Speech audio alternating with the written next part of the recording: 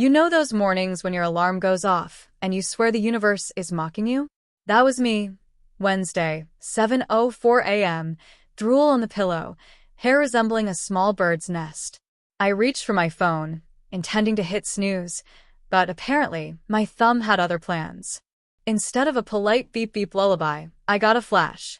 The screen went white, bright as lightning, and before I could say, "Oh no, not again," I was falling. Like cartoon character flailing falling. My bed vanished, my room stretched like taffy, and suddenly, whoosh, I landed on a giant pink marshmallow. Yes, a marshmallow. It even squeaked when I bounced. I blinked. The sky above me was turquoise with glittery clouds that looked suspiciously like cotton candy. Okay, I muttered. Either I'm dreaming or my dentist is about to make a fortune. Then a voice piped up, a tiny, polite voice from somewhere near my elbow. "Excuse me," it said, "you're sitting on my house." I looked down. A miniature gentleman in a waistcoat and top hat was glaring up at me, holding a teacup the size of a thimble. "Oh no," I gasped, leaping off his marshmallow abode. "I'm so sorry. I didn't wait. You're real?" He adjusted his monocle. "As real as anyone in your subconscious can be, madam." My subconscious. Great. I'd finally lost it, and apparently my brain had hired a tiny British man as its spokesperson. That's when I heard it. A deep rumble. Not thunder. Not stomach growling. Something else. The marshmallow trembled. The gentleman's teacup rattled. His eyes went wide. "Oh dear," he whispered. "It's awake." And just like that, the ground beneath us began to melt into a river of caramel. The marshmallow began to sag and ooze as caramel gushed around my ankles, thick and sticky like caramel, but with attitude. "Run," squeaked the tiny gentleman, clutching his teacup and hopping onto a floating sugar cube. I tried to follow, but every step made a schlup sound, and I was sinking fast. "This is ridiculous," I shouted. "How do you run on caramel?" "Preferably with a spoon," he cried, paddling away using a candy cane or... Just as my sneakers vanished beneath the goo, something enormous shifted under the surface, a shape slow and coiling, like a sea monster with a sweet tooth. The caramel rippled, then burped. Out of the bubbling depths rose a colossal marshmallow whale, its eyes glossy chocolate chips, its blowhole shooting powdered sugar instead of mist. "Oh, come on," I groaned. "Now, there's a dessert whale?" The tiny gentleman saluted gravely. "That," he said, "is the Confection Leviathan."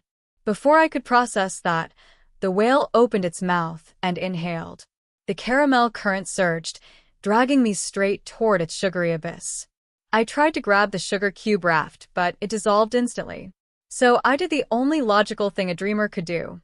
I yelled, "I'm lactose intolerant," and dove headfirst into the whale's mouth. Everything went white.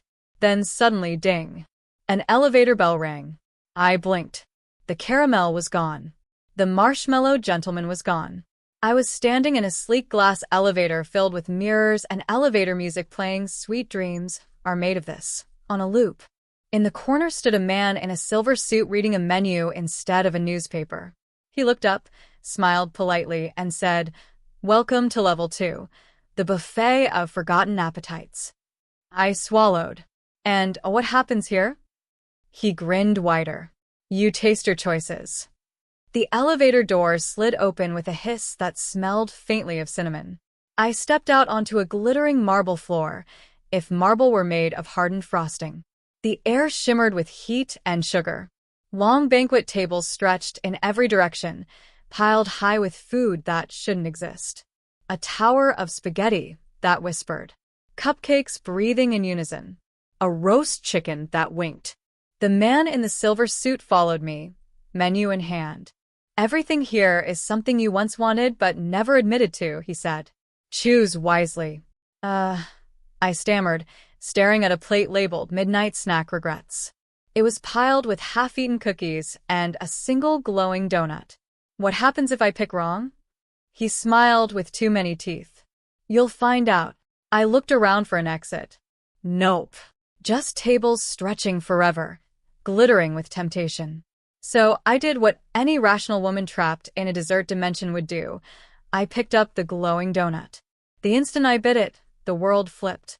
The tables folded into each other like dominoes. The frosting marble melted into rippling silver. I was falling again, except this time it felt organized, like gravity was taking notes. When I landed, I wasn't in a dining hall anymore. I was in a diner. A real, slightly greasy diner, with a flickering neon sign outside that read Lucid Lucy's All-Night Cafe. A waitress in a polka dot uniform sauntered over, refilling a coffee mug that hadn't been there a second ago. "Rough dream?" she asked with a knowing smirk. "Something like that," I muttered. She winked. "You're not out yet, sweetheart. But you're closer than most." I leaned forward. Closer to what? Before she could answer, the bell above the door jingled, and he walked in. The tiny gentleman from the marshmallow world, except now, he was 6 feet tall, still wearing the same monocle and waistcoat. He took off his hat, smiled, and said, "We need to talk about your exit strategy." The diner's jukebox sputtered to life, crooning out an old jazz tune that didn't quite fit the moment. I blinked at the man, the giant version of my marshmallow companion, now tall, elegant, and very much sipping from a teacup that refilled itself. "You look," I began. "Different?" Yes, he said with a dismissive wave. "Dreams have terrible consistency editors. One moment you're knee-high and British, the next you're apparently auditioning for Downton Abbey, the extended universe." I stared. "You said we need to talk about my exit strategy. You mean waking up?" He leaned closer, lowering his voice as if the ketchup bottle might be eavesdropping. "Technically, yes. But it's not as simple as opening your eyes anymore. You've wandered too far." I frowned. "Too far where?" "I just hit snooze." "That," he said gravely, "was not your alarm clock. That was the doorbell between dreams." Somewhere, the coffee machine hissed like it agreed. "So, let me get this straight," I said slowly. "I pressed snooze, fell into a marshmallow world, got eaten by a dessert whale, and ended up in a dream diner because of a doorbell?" He nodded. "It chooses people who are on the edge, those who lose themselves between wanting to wake and wanting to escape. You, my dear, are currently in the gray zone." "The gray zone sounds like an underwhelming theme park," I muttered. He grinned. "Oh, it's worse. It's where dreams start dreaming you." Before I could respond, the lights flickered. The waitress froze mid-pour, coffee suspended in the air like brown glass. "Ah," he said softly, standing. "And now, they've noticed you." "They?" I asked. The walls rippled like water, and reflections of me, dozens of them, began to step out of the mirrors lining the diner. Each one had a slightly different expression: sleepy, smiling, terrified, furious. The gentleman tipped his hat. "Meet your competition." They stepped closer, my reflections, each one shimmering like heat haze, faces twitching between smiles and scowls. I counted 7 before I stopped, because the 8th one was mouthing my thoughts a split second before I thought them. "Okay," I said, hands up, trying to sound braver than I felt. "Mirror meeting, fine. Which one of you wants to explain what's going on?" One of them, the version of me wearing sunglasses indoors, rude, smirked. "We've been stuck cleaning up your dreams for years. You think caramel whales appear out of nowhere." Another version, hair perfectly brushed and posture flawless, added, "We're the fragments you ignore, your focus, your fears, your forgotten ambitions. And now that you're lost here," she smiled sweetly, "we're free to reorganize things." The tall gentleman sighed, tugging at his sleeve. "Ladies, please, let's keep this civil. She's not supposed to stay." A reflection with wild eyes and a sleep mask perched on her forehead laughed. "Oh, she'll stay. We like it better when she dreams. The world's dull when she's awake." My reflection army began circling me, their steps perfectly in sync, like a nightmare flash mob. "Any advice, monocle man?" I hissed. Yes," he said, calmly pouring himself another cup of tea as though this were a Tuesday brunch. "Don't let any of them touch you. The one who does becomes you. What happens to the real me? I asked. He hesitated just a second too long. Tea's ready, he said. That's when sunglasses me lunged. I ducked, tripped over a chair, and crashed into a pie display that exploded like confetti. Banana cream splattered across the floor, and something about it shimmered oddly, like quicksilver. Thinking fast for once, I scooped a handful and flung it at her. The pie hit dead on, and the reflection melted into the floor like spilled paint. All the others froze. Not bad, the gentleman said, eyes wide. You've discovered the first rule of the gray zone. Which is? I panted. He grinned. Every dream has a logic, and every logic has a loophole. The reflections hissed in unison, and the diner's neon sign outside flickered, rearranging its glowing letters to read. Run while you can. The reflections moved like a single thought, sharp, sudden, mine but not mine. Their eyes glowed faintly, like light leaking through cracks in reality. The gentleman set down his cup, unbothered as ever. They'll adapt, he warned. Pie won't save you twice. Then how do we get out? I demanded, backing toward the door. He adjusted his monocle. We run. Preferably now. The reflections lunged. We sprinted. I barreled through the diner door, shoving it open so hard the little bell above let out a desperate clang. The neon sign shattered behind us in a burst of sparks, and then we were out in an endless parking lot under a swirling lavender sky. Rows and rows of cars stretched forever, except every license plate read the same thing. Wake up. The gentleman straightened his waistcoat as if nothing strange were happening. Rule 2, he said briskly. Dreams are directionally unstable. Pick one and don't look back. Great, I muttered, already looking back. The diner was melting, literally dripping into the asphalt like a sugar sculpture under a blowtorch. My reflections were pouring out of it, sprinting toward us, faces warping mid-run. Okay, forward it is, I gasped, diving into the nearest car. A bright yellow convertible with no roof and fuzzy dice that whispered softly, turn left, maybe? The gentleman climbed in beside me. Can you drive? In reality? Barely. He smiled. Perfect. Reality's not invited here.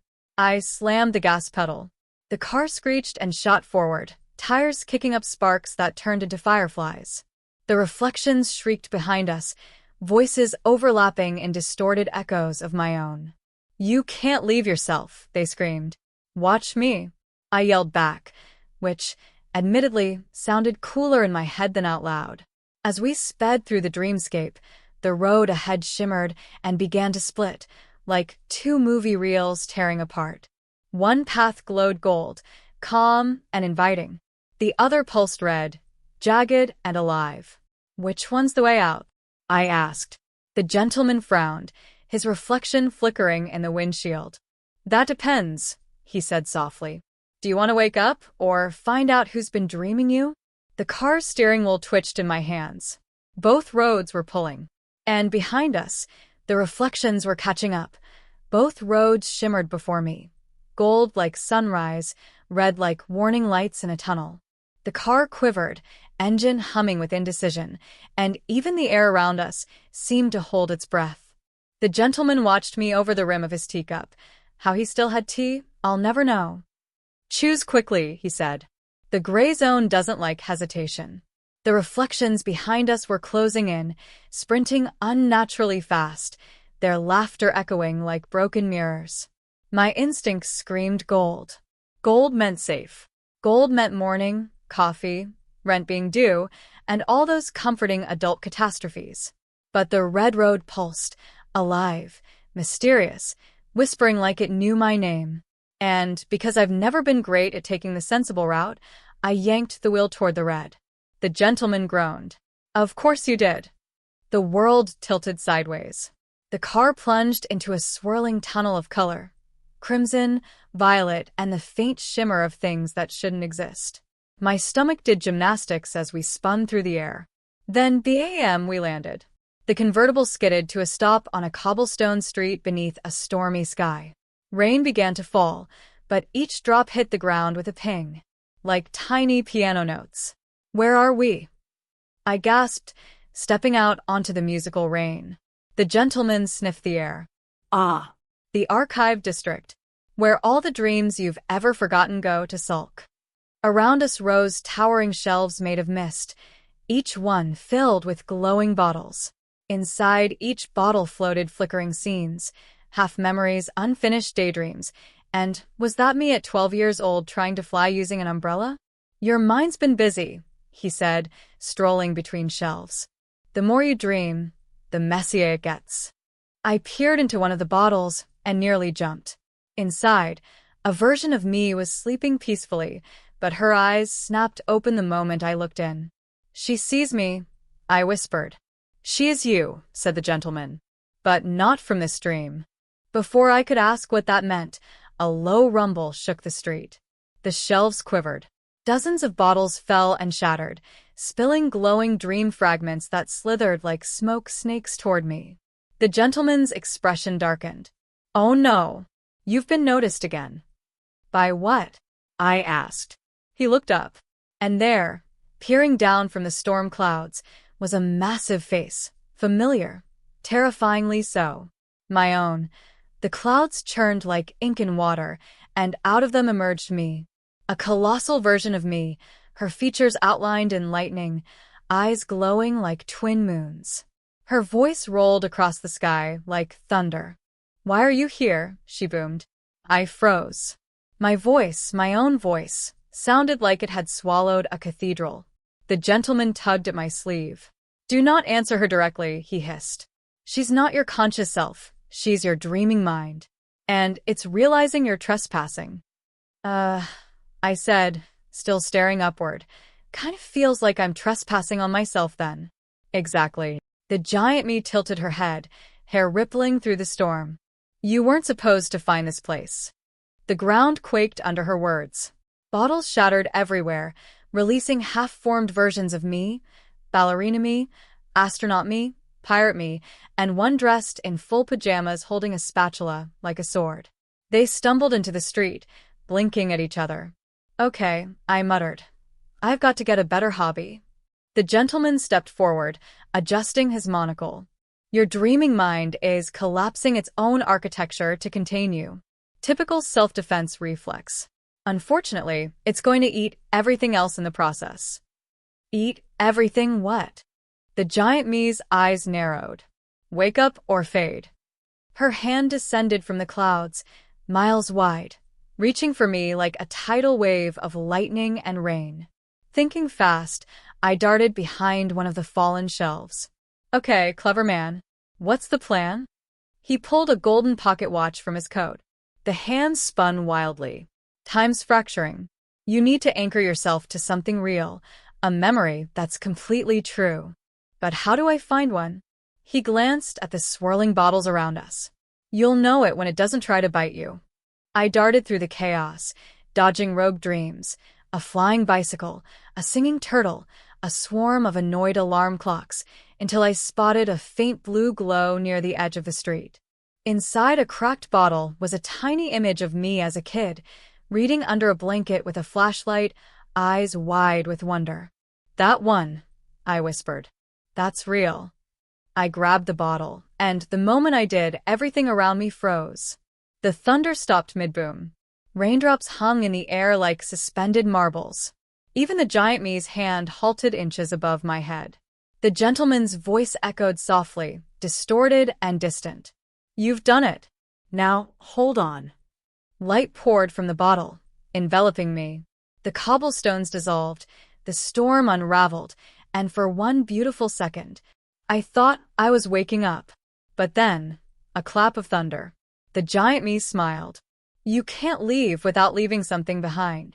The world shattered. When the world cracked, it didn't fall apart. It peeled. Layers of color and sound unfurled like pages in an invisible book, and I tumbled through them, clutching that glowing bottle to my chest. The gentleman's voice echoed from somewhere above or below or sideways. Careful. Every dream demands balance. You can't wake up whole unless you sacrifice something.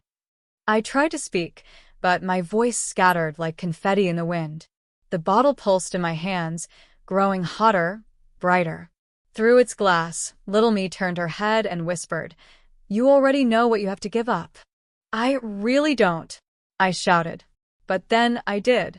In every dream I'd had lately, I was running. From routines, from jobs, from half-written plans and unopened emails. Always chasing something shiny, something new.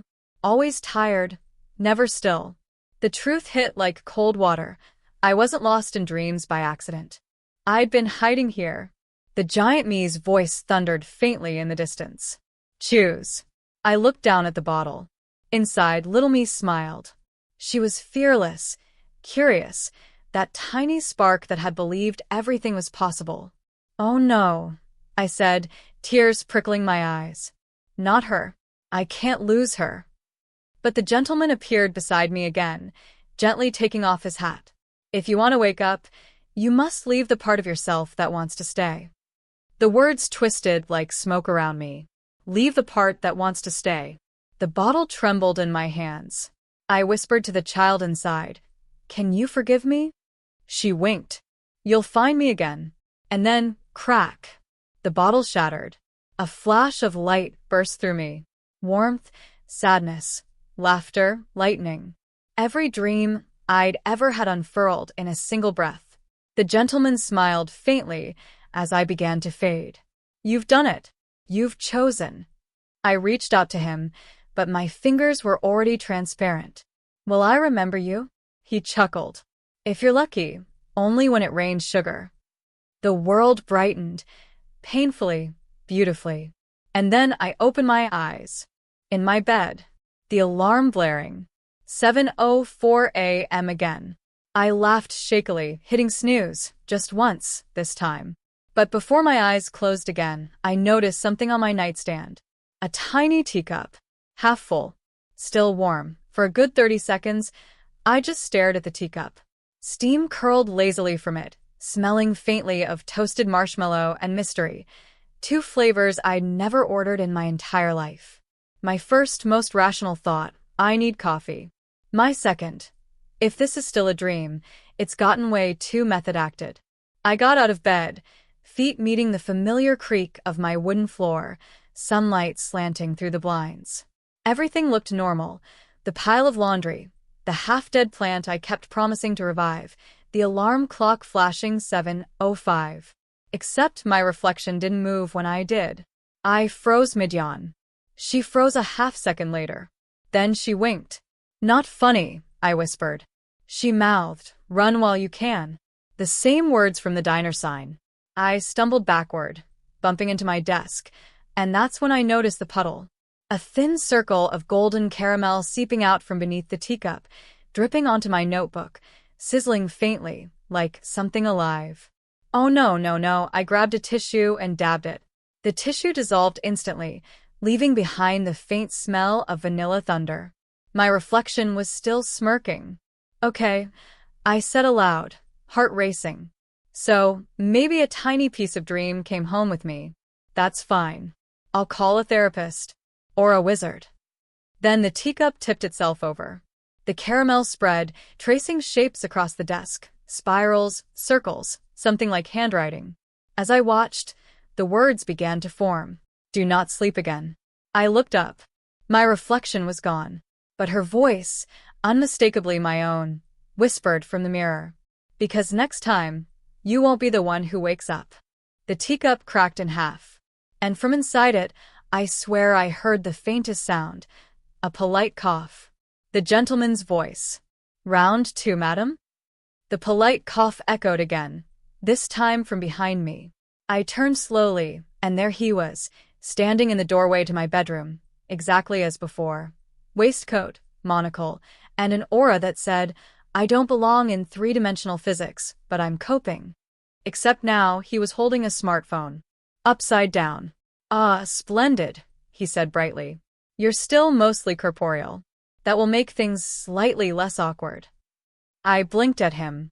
"You can't just appear in my apartment like some time-traveling tax auditor." He frowned. "Well, technically I didn't appear.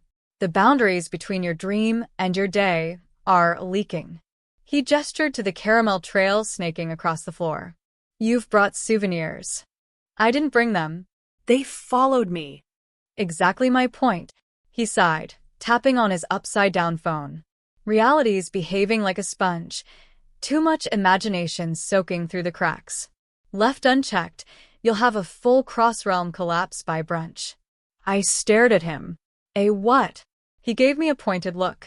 Your reflections, your whales, your little subconscious doodads, they'll start showing up here. Permanently. As if on cue, my plant, the one I'd long declared unrevivable, gave a pop and sprouted 3 new leaves. Then it sneezed. I screamed. The gentleman just looked proud. See? A touch of vitality never hurt anyone. Then came a knock at the door. 3 sharp raps. Then 2 softer ones. A rhythm I knew exactly. It was my snooze alarm pattern. I froze. Oh no. The gentleman straightened. Ah. The doorbell between dreams. It's found a physical anchor. What happens if I open it? I asked, already knowing I didn't want the answer. He adjusted his cuffs. You risk inviting the rest of yourself in. Another knock. Louder. The doorknob began to turn on its own, slowly, insistently. Caramel oozed from beneath the door, glinting in the light. The gentleman stepped closer, voice calm but urgent. Whatever you do, do not. Click. The door creaked open, and standing there, framed in the hallway light, was me. Still in pajamas. Hair messy. Eyes glowing faintly red. She smiled. Finally, she said. We're awake. I backed up until my knees hit the bed frame. My other self stepped over the caramel trail like it was a welcome mat. Up close, she looked almost normal, same face, same pajamas, but her movements were a beat out of sync, like a badly dubbed movie. Don't panic, the gentleman murmured. You're simply witnessing a cross-layer manifestation. Simple for you, I hissed. There are 2 of me in one rent-controlled apartment. Dreamy tilted her head. You think this is your world. Her smile deepened. Cute. Excuse me? You left parts of yourself behind, remember? Well, parts of me came with. She leaned in until our noses nearly touched. I've had enough of sleeping through your life. I swallowed hard. You're just a leftover dream. You'll fade. She laughed. A perfectly normal, very unpleasant sound. You hope so. Behind her, the hallway shimmered.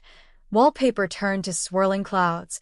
The light fixture drooped into a sugar chandelier. The dream was leaking in faster now. The gentleman pulled out his golden watch again. Time's unraveling. One of you must stabilize the anchor before the merge completes. Meaning? I asked. Only one consciousness can hold this reality. The other returns to the gray zone. Dreamy grinned. Well, I vote you take the return trip. I glared. Over my unconscious body. She lunged. We collided, the air exploding into shards of color, memories flashing between us. Childhood birthdays, heartbreaks, that one disastrous haircut.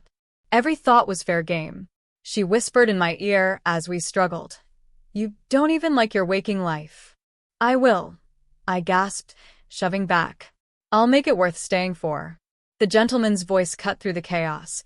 Find your anchor, or you'll both vanish. Through the kaleidoscope of memories, I saw it. The flashlight under the blanket, that tiny blue glow from the bottle, the pure curiosity I'd thought I'd lost. I reached for it, heart pounding. Dreamy screamed. No. Light exploded, brilliant, blinding, splitting us apart. When my vision cleared, I was on the floor. The room was quiet.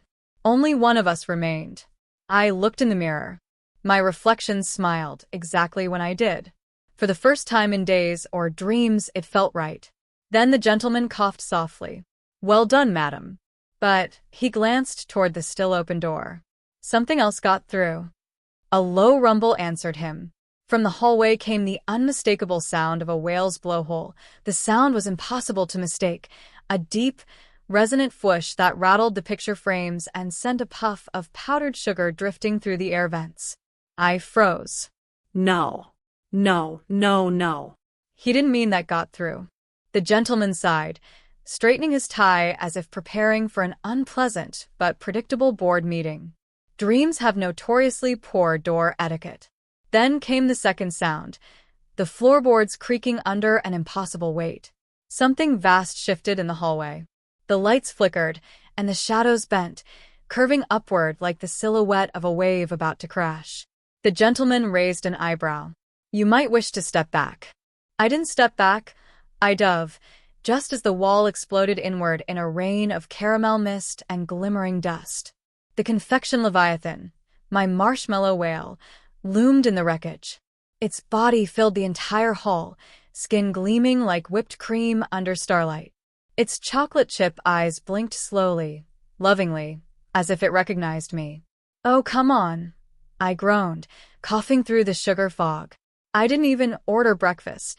The whale crooned, a low, haunting hum that vibrated in my chest, and the room began to stretch.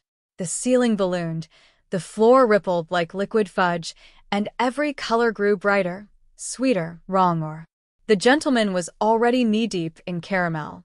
Your realities are collapsing into one another. The whale is an emotional echo. It's drawn to unfinished business. What unfinished business? He gave me a look. Did you, or did you not promise the Leviathan you'd find its teacup? I froze. Oh no. My gaze snapped to the nightstand. The shattered cup, still warm. The whale's enormous head tilted toward it, and it moaned, a deep, aching sound that vibrated the walls. The shards began to glow, swirling upward, knitting themselves into a perfect, gleaming cup once more.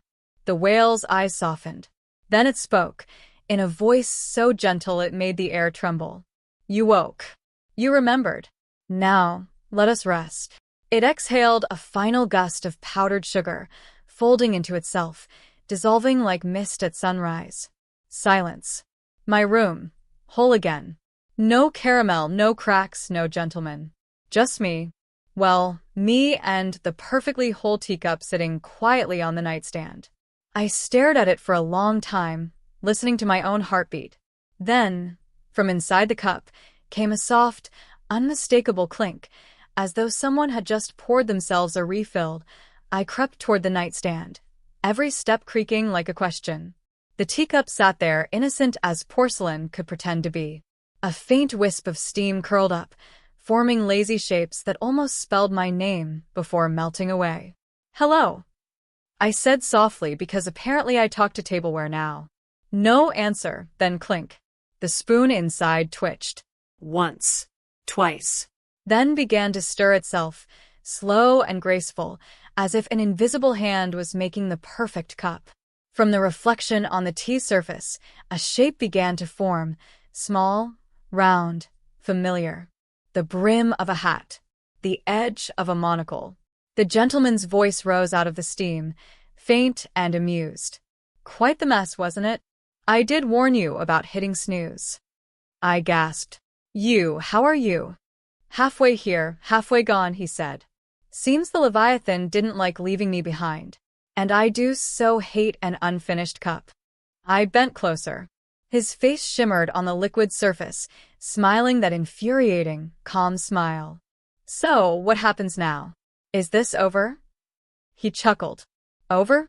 My dear, dreams don't end. They recycle. You've simply become a part of the system, a bridge between both sides. Congratulations. Wait. A bridge? You mean this? I gestured at my apartment. Is going to stay a leaky? A long pause. Then, kindly. Only when you sleep. Only when you forget which side of the door you're on. I groaned. So, basically, never nap again. He winked. Or learn to dream properly. The tea rippled, and his reflection began to fade. The next time you close your eyes, he added, voice softening, remember, every dream you leave behind keeps dreaming you back. Then the cup went still. The spoon stopped. Silence. I picked it up carefully, half expecting it to bite me. Warm, real, heavy in my hands. And at the very bottom, in looping caramel script, were 3 tiny words. See you soon. Lightning flashed outside, quick and sweet-smelling like burnt sugar. I set the cup down, turned off my alarm, and whispered, "Tomorrow, I'm waking up early." The tea gave a small, knowing bubble that I didn't dream that night. Or at least, I don't think I did. For the first time in what felt like forever, I slept straight through the night. No wails, no caramel rivers, no polite monocled apparitions asking about my schedule. Just dark, calm silence. When I woke, the sun was steady and golden through the blinds. 7:04 a.m. again. My alarm hadn't even gone off yet. I almost cried from relief. Then I smelled tea. The teacup was waiting for me on the nightstand, a thin trail of steam curling upward. The words, "See you soon," had vanished from its bottom, replaced by a faint golden ring, the kind left by countless refills. I picked it up, half smiling, half bracing for thunder. Nothing happened, just warmth, familiar and steady. For a week, life went back to normalish. The plant didn't sneeze again. My reflection behaved. I even showed up to work on time 3 days in a row, a modern miracle. Still, now and then the world blinked. Once, the office hallway floor looked a little too shiny, like liquid glass. Another time, a kid on the bus offered me a candy cane and said, "He misses you." I laughed it off, until I noticed the candy cane's striped pattern pulsing faintly, like a heartbeat. By the end of that week, I'd stopped hitting snooze altogether. But one night, curiosity, or maybe habit, got the better of me.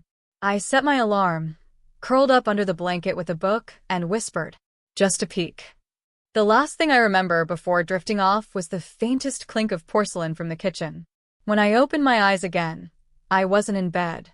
I was standing on a shore made of sugar sand, with stars melting slowly into the waves. A familiar voice drifted over the sea breeze. "Ah, there you are, madam. Care for another cup?" I turned, and there he was, smiling beside a neatly set tea table, waiting. I laughed, not scared this time. "You really can't take a hint, can you?" "On the contrary," he said, pouring 2 cups. "You keep giving them." So I sat down, took my tea, and watched the horizon shimmer between dawn and dream. Maybe I hadn't lost myself, after all. Maybe I'd just relocated. And when the first morning light touched the water, I raised my cup in a toast to both worlds, the one that wakes me and the one that never lets me go.